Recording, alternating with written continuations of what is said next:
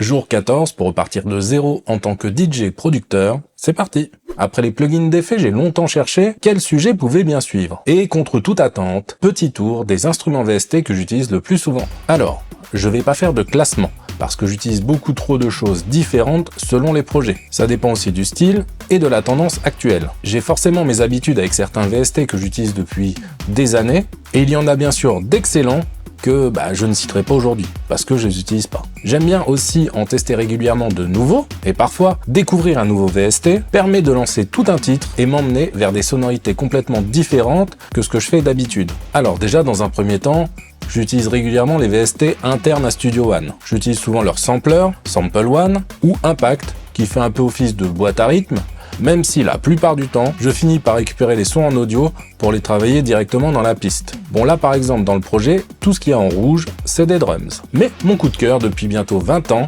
c'est la collection Korg. Le MS-20, le Poly-6, sans oublier bien sûr le M1. On y retrouve énormément de sons et de presets mythiques entendus dans des tubes des années 90, et ça rejoint un petit peu ce que je disais par rapport au plug. Ce n'est pas parce qu'un outil est ancien qu'il est devenu inutile. J'utilise aussi pas mal Nexus pour créer un instru random ou rapidement trouver une idée ou une base. Nexus fait vraiment très bien le taf. Pour les bases, j'ai aussi beaucoup utilisé Sub Boom Bass et Trillian, et évidemment, impossible de ne pas parler de Serum, c'est un classique. Avec, on peut partir de zéro ou simplement partir d'un preset et le transformer complètement. C'est un VST très complet, visuel et assez logique à utiliser. Bon, au final, je garde mes repères sur certains instruments, mais contrairement aux plugins d'effets, découvrir de nouveaux VST instruments peut renouveler sa façon de produire. Certains sons deviennent indispensables avec l'évolution des styles, comme par exemple les log drums, que j'utilise beaucoup en ce moment, notamment pour de l'afro house. Donc, sortir de ses habitudes, ça peut complètement relancer l'inspiration. Bon allez, à demain.